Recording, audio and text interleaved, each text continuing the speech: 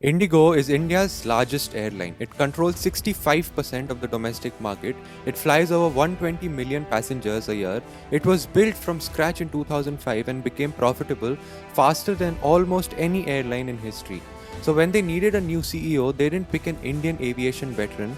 They didn't promote from within. They flew to Geneva and hired a 64-year-old Irishman who spent his career running British Airways, a man the industry calls Slasher Walsh. Why would India's most dominant airline hand the keys to someone like that? And what does it mean for every single person who flies IndiGo? That's what we're getting into today. Before we get to Willie Walsh, you need to understand why IndiGo needed someone at all. December 2025, IndiGo cancelled nearly 4,500 flights in 10 days. Not because of bad weather, not because of a technical fault, but because the airline simply didn't have enough pilots. New government rules had come in, stricter rest requirements for pilots, more mandatory hours off between flights. IndiGo knew these rules were coming, they had months to prepare and they didn't. The result, thousands of passengers stranded during India's peak wedding season. The stock fell 18% in 15 days. The government fined IndiGo, summoned the CEO and ordered them to cut flights by 10%. And in March 2026, CEO Peter Elbers resigned. IndiGo's co-founder Rahul Bhatia stepped in temporarily, and then they went looking for someone who had seen much, much worse and fixed it.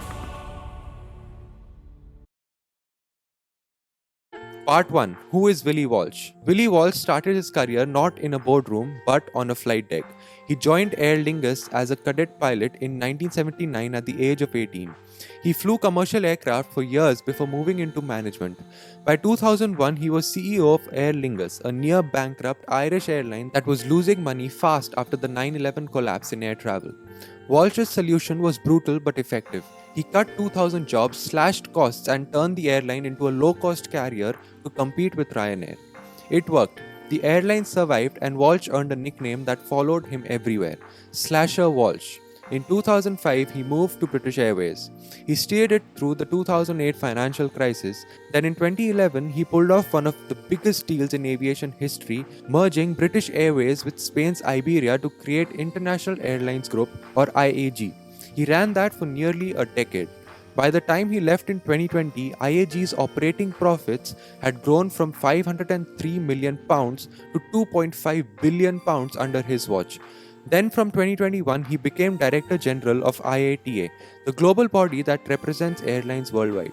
He used that platform to repeatedly criticize India's aviation tax structure, calling on the government to reform how it taxes jet fuel if it wants to unlock the full potential of Indian aviation. He wasn't a neutral observer, he had opinions about India and he had strong ones. And now he's coming to run its biggest airline. Part 2. Why Walsh and why now? When IndiGo's board went searching for a new CEO, they had two problems to solve at the same time. The first problem was operational. After the December crisis, the airline's credibility with passengers, regulators, and investors was damaged. They needed someone with a proven record of fixing airlines that had broken down. Walsh had done it at Aer Lingus. He had done it at British Airways during the financial crisis. His entire career is a series of turnarounds. The second problem was strategic. IndiGo is no longer just a domestic Indian carrier. It has started flying to London Heathrow, Manchester, Amsterdam, and Copenhagen. It has ordered Airbus A350s, wide-body aircraft used for long international routes. It is building a business-class product called IndiGo Stretch for the first time in its history. IndiGo is trying to become an international airline, and for that they needed someone who had already built one. Walsh ran IAG, which owns British Airways, Iberia, Aer Lingus, and Vueling.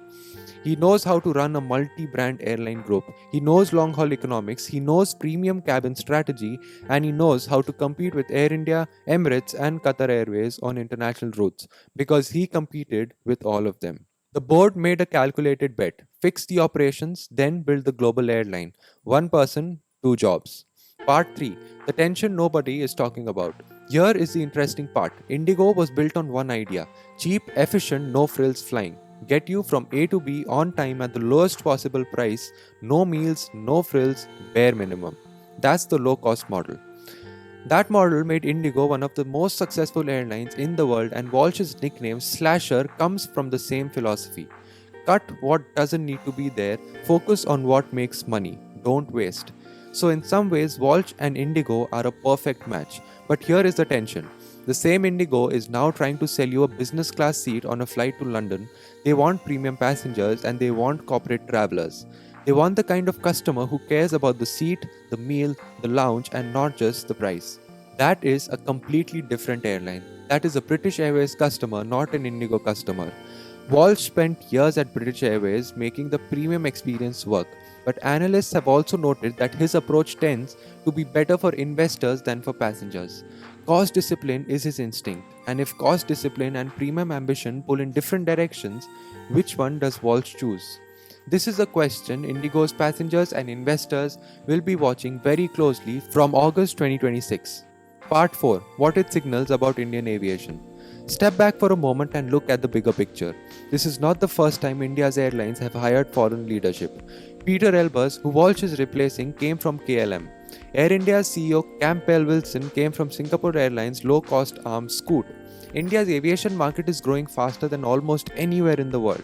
But running a successful Indian airline requires navigating government regulation, fuel taxation, airport infrastructure gaps, intense price competition, and a passenger base that is deeply cost conscious. Indian aviation expertise and global airline expertise are two different things, and IndiGo has now decided it needs the global version. Someone who has seen more markets, more crises, and more scale. Walsh also has a specific advantage. He spent 5 years at IATA publicly pushing India to reform its aviation tax policy. He knows exactly where the pressure points are between the government and the industry, and he has already had those conversations at the highest levels. When he walks into IndiGo's boardroom in August, he is not starting from zero. He has studied this market from the outside for 5 years, and now he gets to work on it from the inside. If you fly IndiGo regularly, here is the honest answer on what changes and what doesn't. In the short term, not much. Walsh joins in August. His first job is operational stability, not product redesign. Expect him to tighten scheduling, fix crew management, and restore the on-time performance that made IndiGo's reputation in the first place. In the medium term, watch the international routes. If Walsh decides IndiGo's long-haul ambitions are worth backing, those London and Amsterdam flights will get more investment. If he decides the economics doesn't work, he will cut them. That is exactly the kind of decision Slasher Walsh makes without sentiment. And on fares, the honest answer is Walsh is not your ally when it comes to keeping prices low.